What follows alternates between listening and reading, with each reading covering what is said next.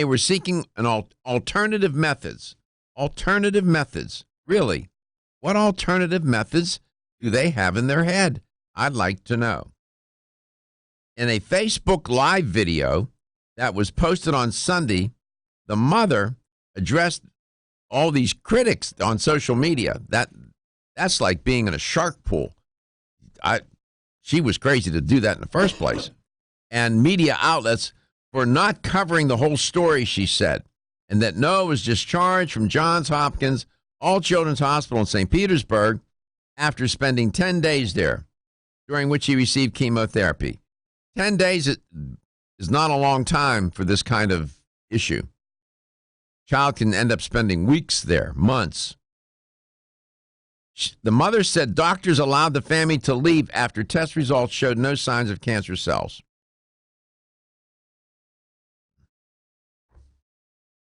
Although the mother says her son was given the all clear, I don't know if that's true or not.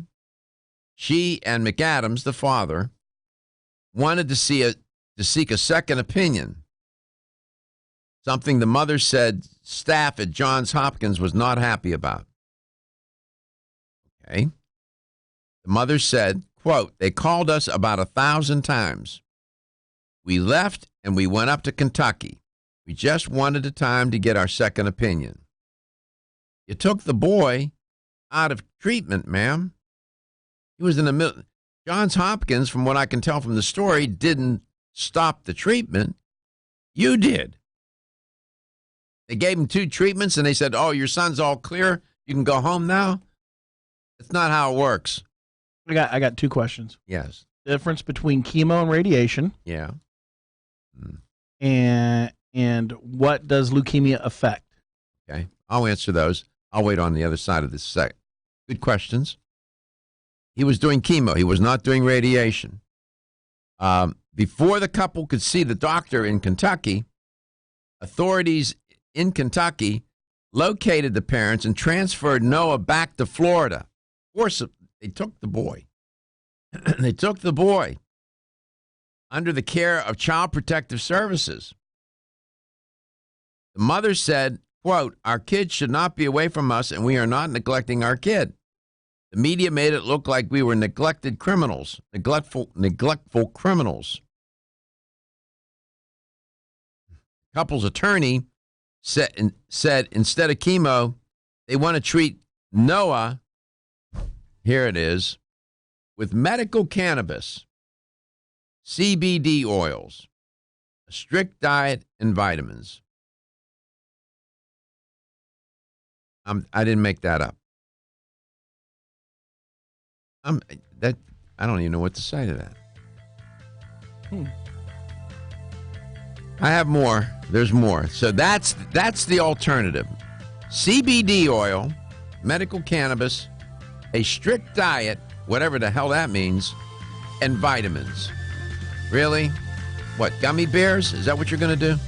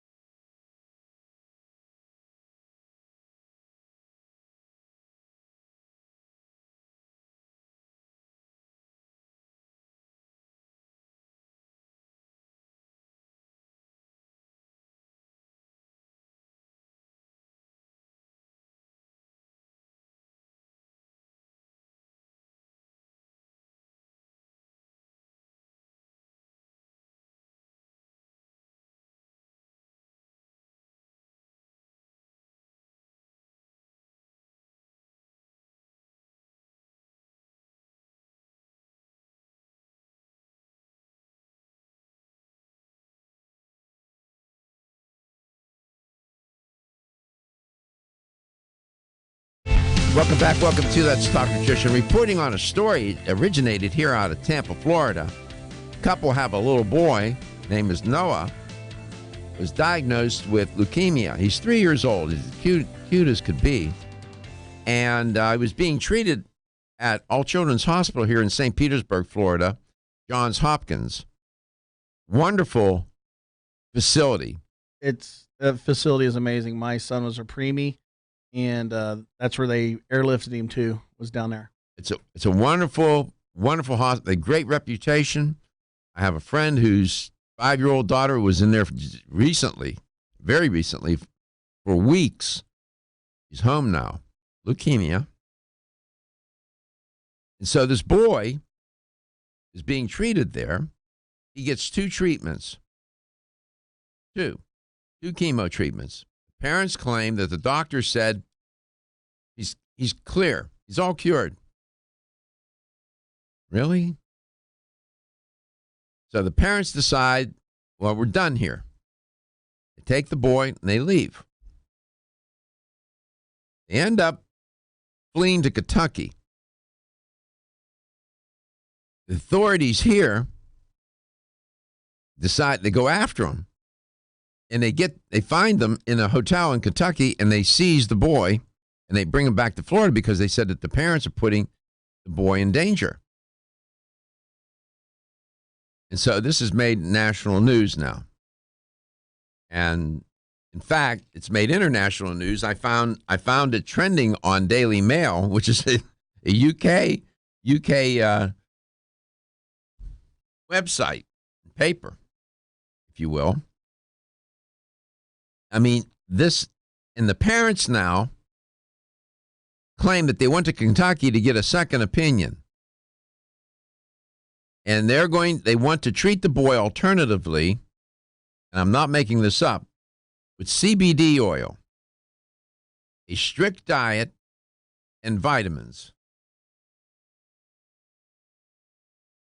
I have no clue where they got that idea. And the parents said that, quote, "We feel bad the media is not able to be part of this to expose the misinformation given by the doctors in this case and the real threats of chemotherapy," close quote. The attorney continued to say for the couple, "We will continue to fight for the parents and the patient's right to use something 71% of Floridians and the Florida legislature has specially permitted for the treatment of cancer," close quote. What are they talking about? You know? No. Is there some statute now that allows cannabis to be? Do you know? No. A spokesperson for the Hillsborough County Sheriff's Office, that's right here where we are in Tampa, told NBC News that they are investigating the parents for neglect and not taking Noah to the doctor, but no charges have yet been filed. That's the sum and substance of the story. Now, questions to ask. Do the authorities have the right to take the child and compel the parents to give the boy chemotherapy?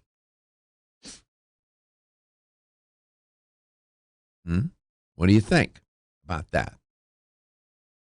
Does the state of Florida have that legal authority to do that? Or can the parents say, we decline treatment and we're going to let the disease take its course? We're going to put the boy on CBD oil, a strict diet, and give him some vitamins. Where do you come down on that? Give me a call. 877-897-8255. That's 877-897-TALK. We were discussing in the break. I have a daughter. She's 15, and I have a son who's 20. And I would, as a parent, do whatever I could to save my child. Of course you would. Most parents would, Gary. these parents, I mean, there's photographs of them. If you go online, you'll find them. I mean, they look. I told Gary they look reasonably rational, but this is ignorance. There is no alternative treatment for leukemia. I wish there were. I wish there were. Give me a call. I'd like to know, do you think the state has the right to take the child from the parents and force them to give this boy chemotherapy? Let's find out what Chris thinks. Chris, welcome to the show. Oh, good morning, Dr. Darko. I've been following this, but not as much as I would like to, though I'd like to encourage you and the listeners, if you'd like to learn more about the story, other than what the mainstream media is reporting. There are many inaccuracies I've found in the mainstream media, but there are videos of the ongoing court proceedings and statements from the mother, Taylor Bland. If you'd like to check out on Facebook, the Florida Freedom Alliance, they also have a website, but on Facebook is a lot of this material, the videos, like I mentioned, and the updates that are ongoing every day. That's Florida Freedom Alliance. And Florida Health Action Network, they're doing a pretty good job of covering the story. So I just encourage you to get it from the horse's mouth, get her side of the story. Yeah. One thing is, one important point is that since Noah is apparently cancer-free, apparently in remission, Taylor would like some bone marrow test done that's more conclusive than a blood test. And last time I checked a couple days ago, that had not been done, so apparently they didn't want to give her the... It's being reported, the one story that I read from New York Times, from the NBC News, said that the boy had two chemotherapy treatments. Do you know that to be true?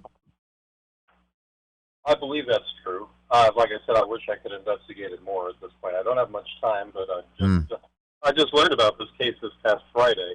Yeah. So I'm trying to learn more about it. But, you know, there are a lot of activists, like a local Erin Marie, who's an RN, who's doing videos on this and going to the court hearings. And, again, if you want to get in touch with them, that's Florida Freedom Alliance. Yeah, I wrote that down. Florida Freedom Alliance and Florida Health Action Network. I'll go and I'll look and see what they have to say. My experience with cancer and what I know about it, my own personal experience and what I know about it as a researcher, medical researcher, I don't know. I mean, they're saying that the cancer was cured in two chemotherapy treatments. I find that very difficult to believe. I'll have to go and look, though. But Chris, I appreciate you giving us that information. I'll go check out those sites. Thank you so much, Chris.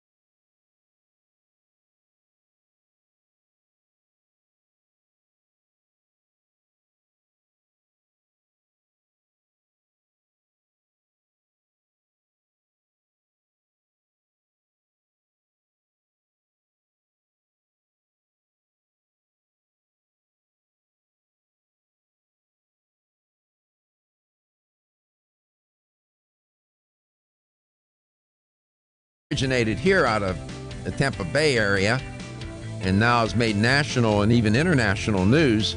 3-year-old boy named Noah, diagnosed with leukemia, was at Johns Hopkins All Children's Hospital here in St. Petersburg, Florida, right down the road from us, and had 2 chemotherapy treatments. Parents claim that the chemo cured the boy, and they wanted alternative treatment like CBD oil. They said a strict diet and vitamins, and the state was they were in court. They were supposed to have a hearing this morning. The judge didn't want to make a ruling yesterday, so he said, let's do it tomorrow, which is now. The parents fled and went to Kentucky. The authorities found him, seized the boy, brought him back to Florida. He's now with the grandparents, maternal grandparents, and that's essentially where we are at the moment. Let's go to Lake City.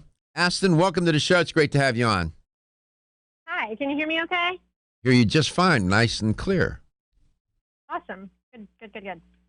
Yeah, I was actually just introduced to your show, and I'm listening online from up here in North Central Florida. Yes. I am actually a co-founder of Florida Freedom Alliance, and so we have been following Noah's case very closely.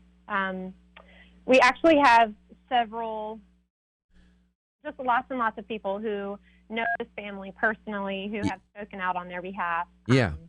And I just have to say, what do you know anything about the case? Do you know what the boy's condition is, his status at the moment? Do you have any real strong evidence-based information about that? Okay, so as of today, I don't know because they're in a hearing right now, and so we're all kind of waiting to hear. But before all of this happened, he was completely healthy, and that's what people need to understand. His blood work, there was no cancer to be found in this boy. And the news. When was that, Aston? Was that before the treatment, after the treatment, during the treatment? When? So I had heard you ask Chris. He did, in fact, have two. He did do 2 treatments of chemotherapy. Before they left the hospital, he was cleared. They were discharged from the hospital. It wasn't like they just, took off. They had sought a second opinion because he was doing so incredibly well. The hospital wanted to continue chemotherapy anyway, and so they had asked for a second opinion, and they had actually been told by legal counsel that they had every right to seek a second opinion. Of course they do. Had informed. Yeah. Well, that's all they were trying to do, and so they weren't fleeing authorities. They had left messages for everybody. They had let the doctors know what they were doing, and they were headed up to Ohio for a second opinion. And they were reported that the doctors at the hospital there called Child Protective Services and reported them, and that's when they were picked up in Kentucky. So it's made to sound like it's not at all. Yes. All right. So if the hospital, if All Children's, Johns Hopkins All Children's Hospital in St. Petersburg wanted to continue the chemo, that tells me that the oncologists or oncologist, whoever was in charge of Noah's case, or the team of doctors, didn't clear him. You don't clear a patient and then continue. You say you're all clear, and then they continue the chemo. That's not how it works. I mean, if they wanted to continue the treatment, that tells me that they had still some concern. I never saw a lab. I don't even know any of those facts, so I can't even speak. I can't speak intelligently about that. But the problem in this regard is that it's like a one-size-fits-all program. So with some of these pediatric cancers, they're saying, and you'll see people posting, well, even after they're clear, they need to continue these treatments for 2 to 3 years, these chemotherapy treatments, so that they don't have some kind of relapse. So even though he was healthy, that's what they're going on. But we have to understand here, and this is the most important part of when we're addressing whether parents should have this choice or whether states should have this choice. That's over our children. yeah. You have to understand that many, if not most, of the chemotherapies cause secondary cancers. They cause bone mass deterioration. You get you can damage the heart muscles, infertility, hormonal regulation. Oh, I'm familiar. I'm familiar with this. The side effects of chemo and radiation are devastating. I know that. Yes. I can tell you that, again, from firsthand experience. I went through 38 hours of chemo, 31 hours of radiation, and 4 surgeries. I'm familiar. Wow. I'm familiar. I get it. And I always look. Imagine this on a 3-year-old. Well, I often say that. I know what it did to me. I can't even imagine how a child copes with that. It's devastating. I understand that. I know this. I know that CBD oil, a strict diet, I don't care what diet they get or choose, and some vitamins will not keep that boy safe. It just won't. There's no evidence for that. We'll have to agree to disagree there, because there are a lot of scientific studies, and there are parents coming out now talking about, doing those things with their children who you're either treating the body's poor condition with toxins and you put chemotherapy in there, the body starts shutting down the organs because of how it works, or you're allowing the body to heal from the core. And so Taylor and their family, if you go on and you listen, they are very educated. They have done tons of research on this. They absolutely have Noah's best interest at heart, whereas you can tell that this hospital doesn't. And there's a huge story behind that as well. So is he the whole thing is made out to they were neglecting this child? Yeah, that's what happens when you get into these situations. They'll start to use the lexicon and the language of the legal system, and they use that language and to try and describe, and each side, to make their case. I don't know. You're right. We can agree to disagree. I just don't know of any. I can tell you, I searched high and low, and I know a lot of people in the natural. If you want to put it in the world of natural medicine, naturopaths. I know some of the world's best naturopaths. And I can tell you, this is true. When I would talk to them, and I say, what would you do if you were in my shoes? They said, I would do what you're doing. And every one of them to a person said, there is no naturopathic cure for cancer. And I attended the Truth About Cancer Live Symposium in Dallas, Texas in 2016. And again, I attended it in 2018 in Orlando, and I heard from hundreds of speakers. You say that, but on the other hand, I hear and read. We got to go. I thank you so much. We got to go to the top of the hour. Thank you, Aston. Are you tired of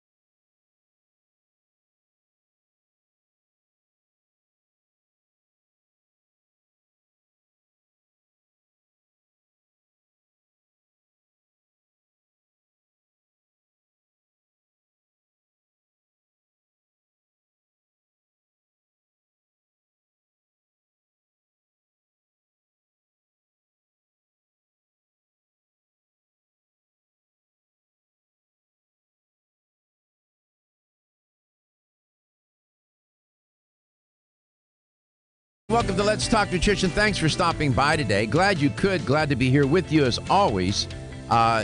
Enjoy the interaction. Enjoy the idea of,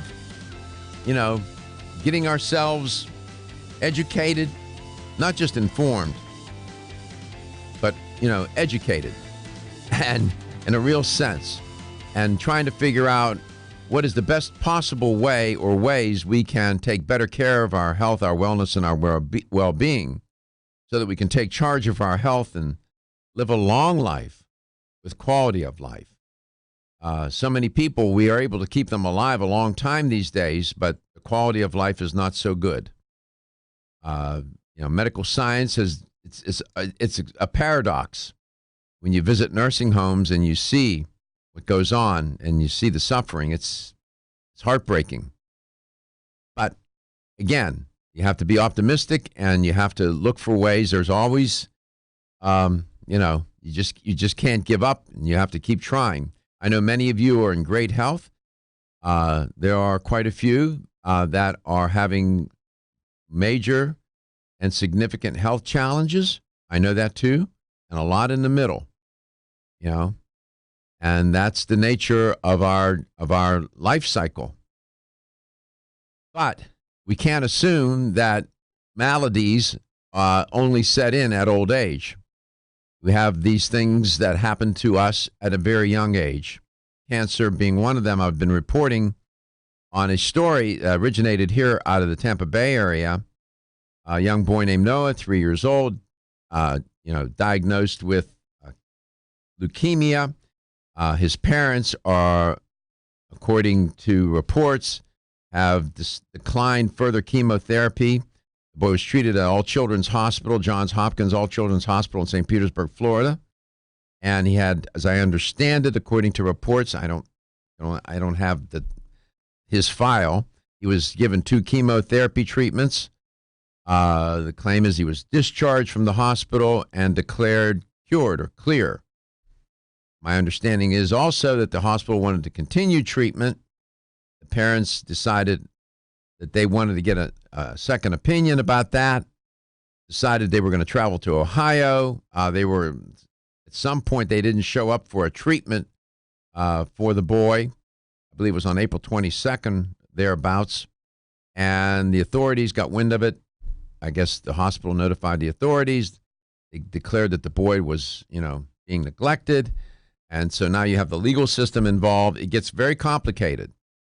The question that I posed was at the top of the hour, its first hour, was, does the government have the right to, intervene like that and tell parents you have to do the chemo, or you have to do X or Y or Z? Or do the parents have the right to say, we decline that, and because we're the parents? This case really brings into, it was the third round. The boy was to have a third round of chemo, and the parents didn't show up for that. But this case really highlights that issue. It's a complicated issue. The parents are trying to regain custody of the boy. The boy was taken from the parents, given to the maternal grandmother, I understand. The Florida Freedom Alliance, we had a call from them, has been speaking on behalf of Noah's parents. And we have Charlotte on today. She's the guest from New Chapter. We'll get to her in 1 second. We do have a call. I want to take the call because she was holding during top of the hour. Erin, welcome to the show. It's great to have you on. Thank you for calling today. Hi. Thank you so much for having me on. I appreciate this. My pleasure. Go ahead. Well, where do we start with this? Are you with the Florida Freedom Alliance or the Florida Action Network? Are you with any of those two Which one? So my name is Erin Olszewski, and I am with the Florida Freedom Alliance. I'm one of the 8 co-founders of our organization, and we are, helping create an awareness for this case. Sure. With Noah and his family. And we are, I guess, we stand to defend fundamental rights, and I think that this is a perfect example of one of those fundamental rights, the right to choose, like Right. the right to, have the freedom to make a decision for your child. Right. Ultimately, I feel like there's a huge overreach, not just, Yeah. the government organization, but the healthcare organization Sure. as well. And a lot of this is based around profit. Chemotherapy is very profitable. I get that, but the issue that intrigues me, and it's not just an intellectual issue or intellectual exercise, is this clash, and this is a difficult issue, notwithstanding any party's motivation or organization, what they're in it for, but at what point does the government have the right, or where do parents' rights and the government's intervention, where does that clash? Where is there a place where it's resolved? I don't know. This is difficult. I mean, the boy's parents, they are his parents. They don't want him to have any more chemo. The state says, well, he needs to have more chemo. The hospital says that he needs to have more chemo because, it's necessary part of the treatment. And if you don't give him chemo, you're neglecting the child. This is where the law now intervenes. I mean, I don't know. I think I understand where your position is. You think that the government is, to borrow your phrase or term, overreaching, right? Yeah, I mean, the boy is cancer-free. So their argument is that they need to continue treating with chemotherapy to make sure he stays cancer-free. I see. I'm a nurse, so I understand the body enough where, we have to feed cancer. Like you feed it with, what you put in your body, ultimately is the first defense. Of course. Well, I'm 100% with that. I'm all in on that. There are therapies, nutritional therapies and other therapies to help the body mount some sort of ability to heal itself and to defend itself. I know that at 3 years old, a boy that's 3 years old of Noah's status with leukemia is a very severe challenge. I mean, it's a serious challenge. Leukemia free. Did the hospital say that?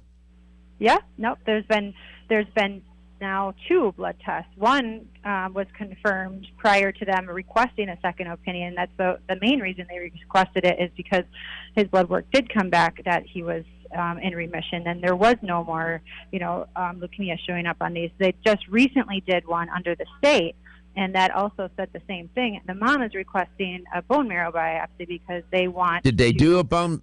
Aaron, did they do a bone marrow? Aaron, did they do a bone marrow test? The state is refusing to do it. Why? I'm asking the same question. They should take the boy to All Children's and let them do a bone marrow test. And I don't understand why anybody would object to that. The parents are requesting it. The state is refusing it, and so that begs the question: like, why? Yeah. Why? Well, why? This is such a complicated issue. I'm I'm very open-minded. I want, my job is to try to hear the arguments on both sides. I have an opinion about it, and that's where I have to leave that off to the side and just be a journalist and try to understand the facts and what people are saying. I wanted to give you an opportunity to express your point of view. And we appreciate. I'm actually at the courthouse right now. They're currently in session, so we're waiting. It was supposed to be an hour, and we're still going. You're still going. Well, give me a call back. Give me a call back tomorrow and let me know what you find out and learn. Yeah, I'd be happy to. Thank you very much for listening. Oh, absolutely, absolutely. Thank you, and thank you for calling the show. Thank you so much. We'll get to Charlotte. We'll be right back.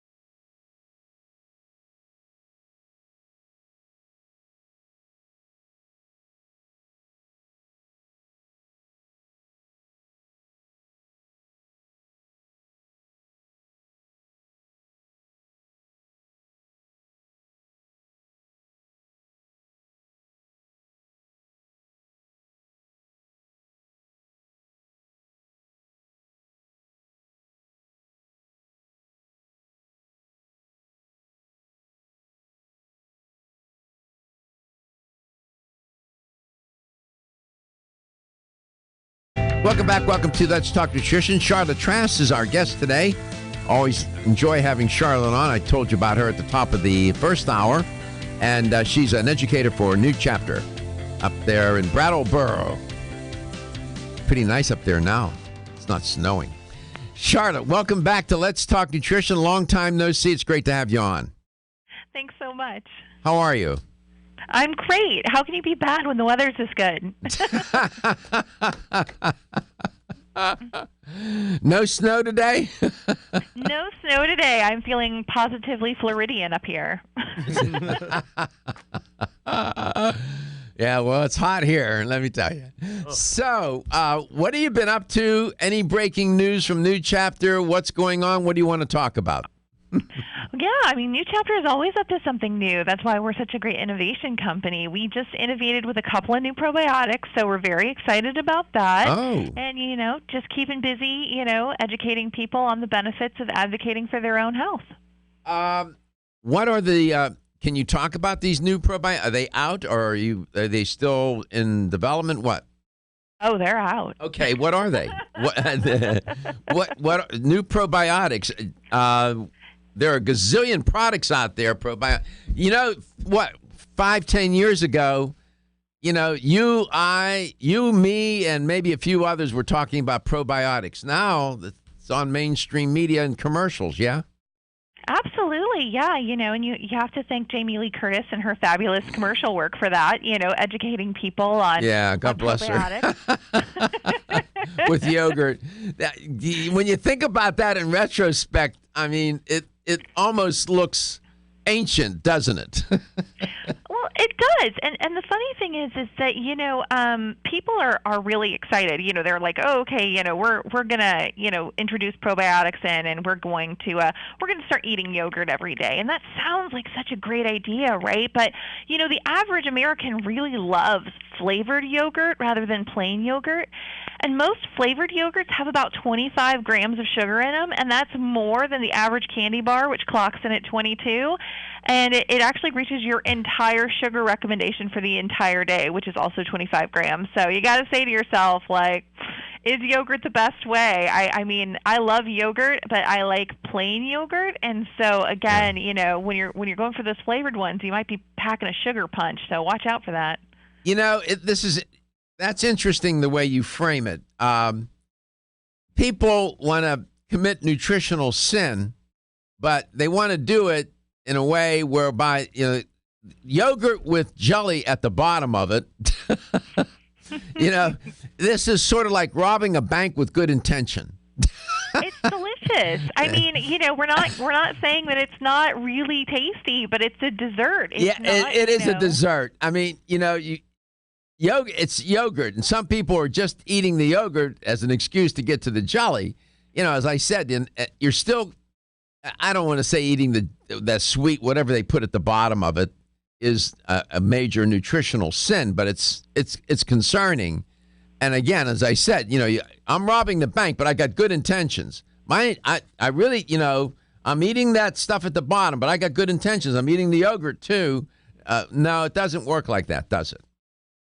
No, it doesn't. And, I think if people were adding it up, if they were like, okay, I can have this, delicious, sugar-filled yogurt, and, that's really a dessert. It's not really going to do anything to reestablish good flora in my gut.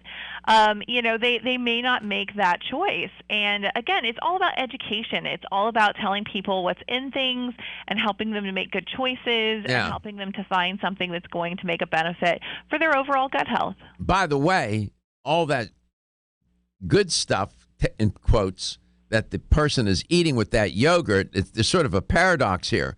I'm eating the yogurt because I want to help the flora, the good bacteria. Yeah. Well, that other stuff at the bottom of the cup is for the bad bacteria. They love the sugar. So. Well, and so does and people often make they think about this buzzword, which is the microbiome, right? And everybody's like, ooh, it's a microbiome, and it's made up of all these bacteria, and isn't that interesting? But what people forget is that, your microbiome is made up of more than just bacteria. You also have fungus and yeast in your microbiome, and you also have viruses. And these are all parts of, this integral system that's working in your body. And you need all of these systems, but there's good yeast and then there's bad yeast. And that bad yeast I'm talking about is Candida. And sugar just feeds Candida all day long. I mean, that's what it does. So if you're having Candida issues and you're eating a lot of sugar, you're really just reinforcing that problem rather than taking in good probiotics to help counteract that. Yeah, it's paradoxical. I'm eating the yogurt because I'm trying to help my, they say my good bacteria, but as you point out, the sugar is helping the other group of people or the enemy, so to speak. Not people, but you know my point. You get these bacteria are constantly warring with one another, aren't they?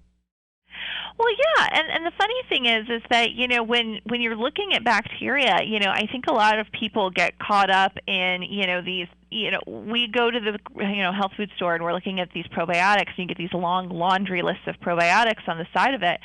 And what my question is do all those probiotics play along with each other? Do they all play nice together? And that's one thing that I think New Chapter is particularly good at is picking bacterial strains that actually are synergistic and work well together, and qualifying that through research. Because just like these bacteria are fighting it out, duking it out in your gut, it's really hard when you're trying to pick a probiotic and you've got like 50 probiotics listed, and you're like, well, how much of them am I getting of each of them? You don't know how much, or do they play well together? You don't know. So there's two wars here. You have the probiotics fighting the pathogenic bacteria, and then you can have the probiotics fighting among one another. Is that what you're saying?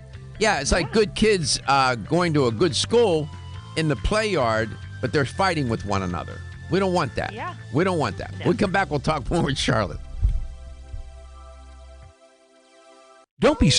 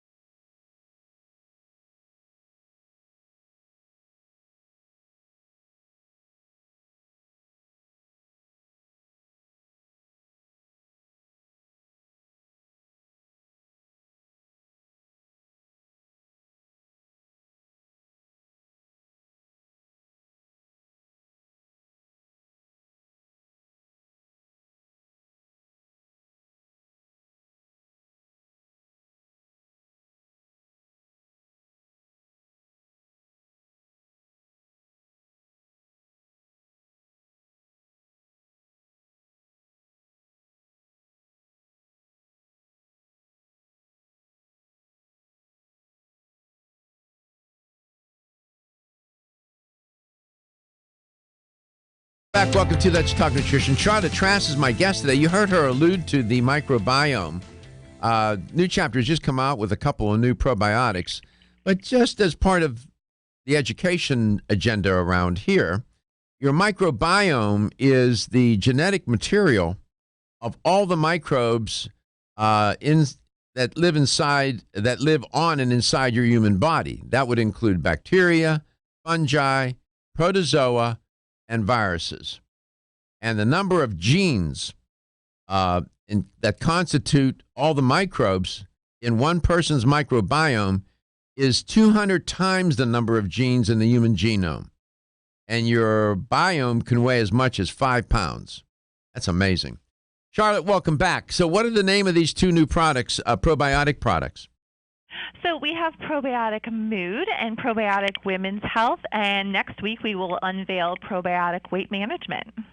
Probiotic Mood, Probiotic Women's Health, and then the new one coming out will be Probiotic, what did you say? Weight Management. Weight management. Well, yes, there is research to support that. Let's take them one at a time. Sure. Probiotic Mood. What do the bugs have to do with mood? Oh my gosh, everything. You know, when you think about 90% of all the serotonin in your body, which is, that feel-good hormone is actually produced in your gut, having a positive outlook really does start in your stomach. Hidden in the walls of your digestive system is your enteric nervous system. And that's a direct link between your digestion and your brain. And it has these 100 million nerve cells that line your gastrointestinal tract, and they communicate, right? And that's why you get these things like a nervous stomach, And the funny thing is that we all know that mental health in this country is not doing so hot, right? We're actually, I think, number 3 in the most depressed countries list behind India and China. Yeah, I saw that. It's really sad, right? And when you think about, how do you take care of your teeth every day? You brush them, right? How do you take care of your mental health every day? What are you doing to help your mental health on a daily basis?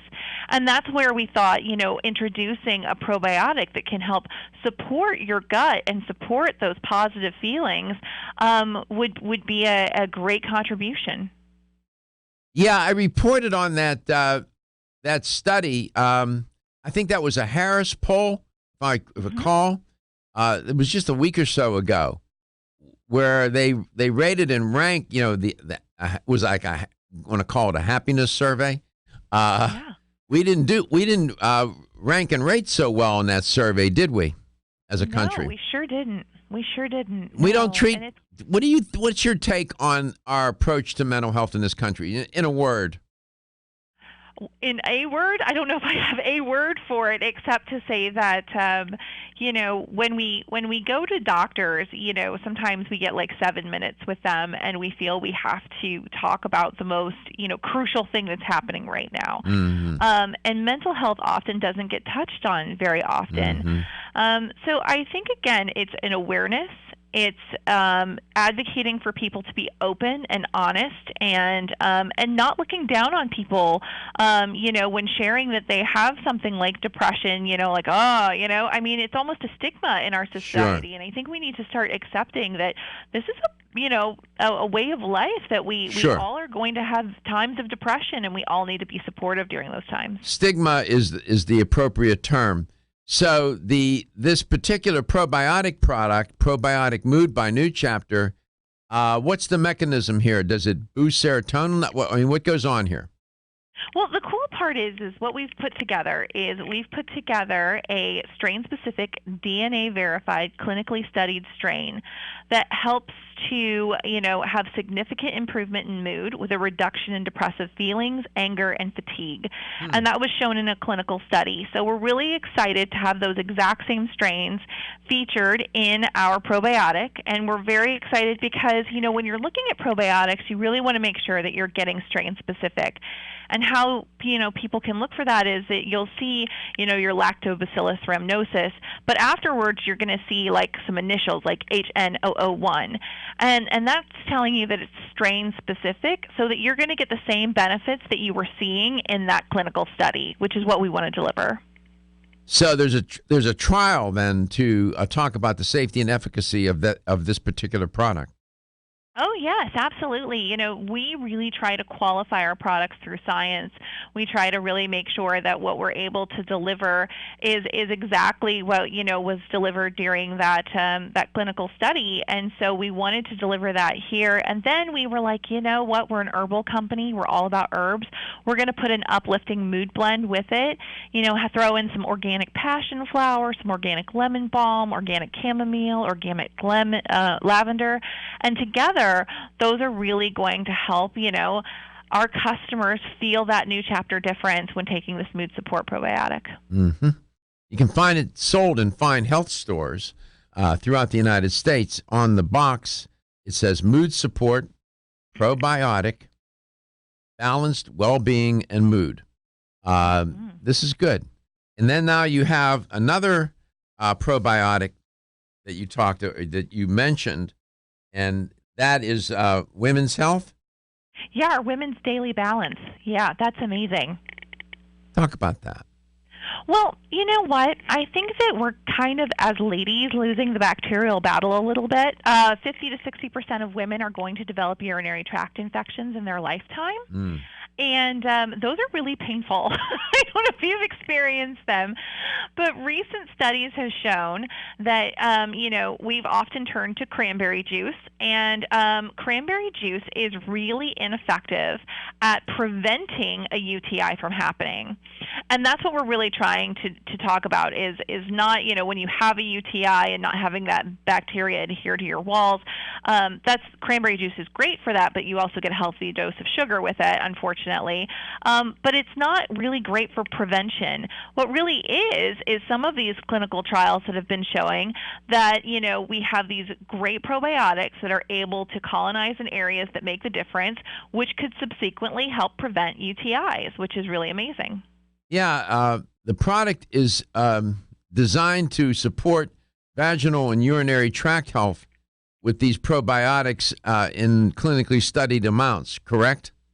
Absolutely, yeah, absolutely. We're really delivering that microflora.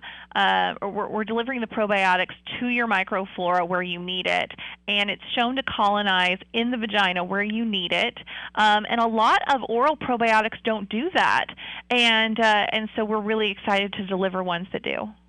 I was reading. I'm at your website, and they say it's like 3-in-1 delivery system. Is that with the Women's Daily, where you got a probiotic, a prebiotic, and some targeted herbs? Is that right? Yes. We have targeted herbs with it as well. It features chasteberry, maca, lavender as well, and we include a prebiotic as well to make sure those probiotics are ready to thrive when they hit your gut. So the probiotics replenish your gut flora.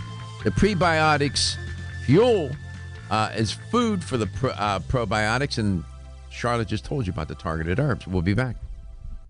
Want to get at the core issues that make weight loss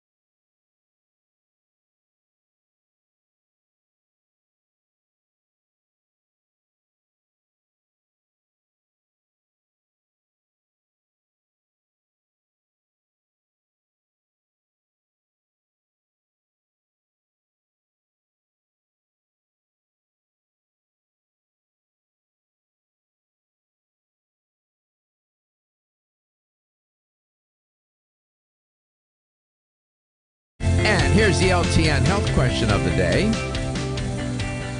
I was talking with Charlotte, still am, about the microbiome. Very important. That's a buzz term now. It's making its way through the world of natural health and other places and other sectors. But it's an important concept, and it's good that we talk about it.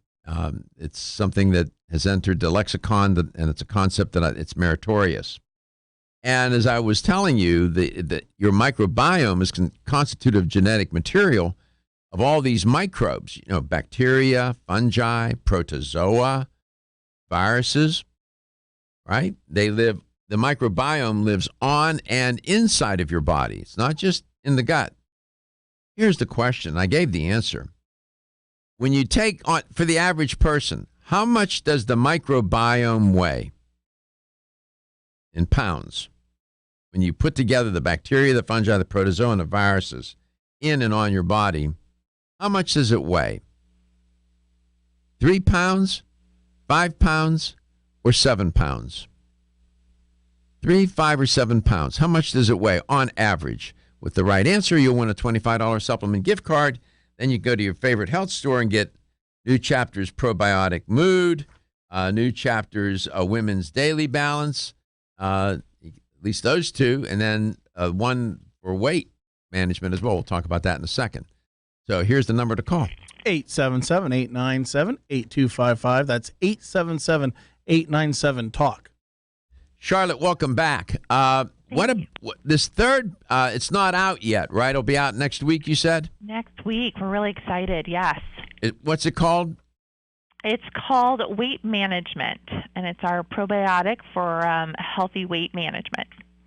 And so how does that work? How do these microbes, these probiotics, contribute to weight management? Are they eating up all the cookies, crackers, cakes, chips, and cola?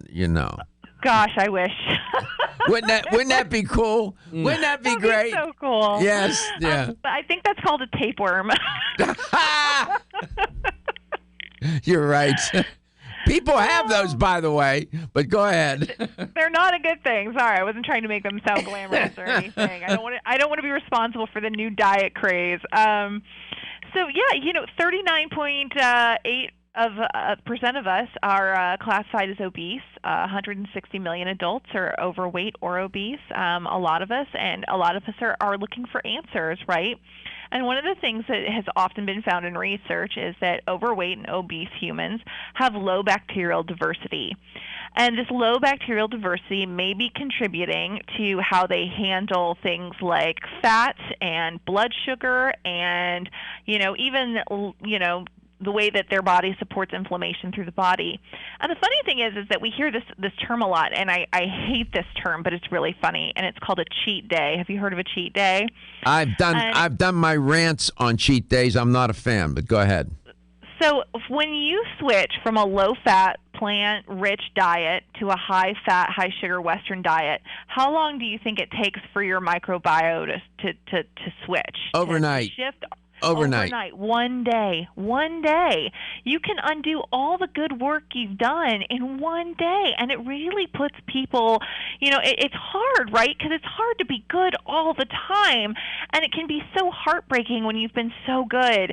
And so what we're trying to do is introduce some bacterial diversity. And this is bacteria that has been shown to reduce fat mass in the abdominal region, where we all could use it. You can reduce waist circumference and basically have lower overall food intake in a study with this particular strain of probiotics. Wow. So we decided to put that into our probiotic weight management and, of course, support with some awesome herbs like hibiscus and green coffee bean. But you do get those, DNA-verified, clinically studied strains for the results that you are really working for. The health question of the day is, taken together, inside and outside the body, how much does the microbiome weigh? I'll give you two choices, 5 pounds or 7 pounds. 877-897-8255. Take a guess. You got a 50-50 chance of getting it right. By the way, you joked about the tapeworm. I reported on this. I'm not making this up. You can go check our records. I'm on tape, I'm on audio, and on video. The tapeworm diet People swallow a pill. I'm not making this up, with a tapeworm egg inside of it. The egg eventually hatches, and the tapeworm goes inside your body and eats whatever you're eating. So you thought you were being funny, and you were, but some people out there do this consciously. You got to be about cracked in the head to do that, right? That scares me so badly. I mean, I just see those terrible videos of people like trying to get tapeworms out of them, and I'm like, I don't want to see that. I don't want to know that. I don't want to experience it either. So, no. Unbelievable. People do desperate things when they're trying to lose weight. They've become so frustrated. They've tried so many things, and they've been so unsuccessful that they'll do anything. Boy, you talk about a last resort. You're looking for a last dessert. Tell me, do you know I don't mean to put you on a spot. I'm asking because I'm interested. Do you know the strain of the probiotic for the weight management product? Oh, sure. It's Bifidobacterium animalis, SSP lactis B420. Oh, you're such a show off. Hey, I have been trying to release these for the past few. We've been trying to. Wait, I love the name Bifido animalis. Bifidobacterium animalis. Bifidobacterium animalis. I like the animalis. Is the animal animalis? No. Animalis, yeah. Bifidobacterium animalis. SSP lactis B420. That's what the study was done on. So I can't say enough about strain-specific, DNA-verified probiotics to give, those, comparable claims, because that's what your body needs. It sounds like the name of some Greek philosopher, Bifidobacterium animalis. I'll name my next child after. Yeah, please don't do that, please. Little Biff, come on. Little Biff, or the animal, call him animalis. How have you been? Great. You taking care of Are you taking care of yourself?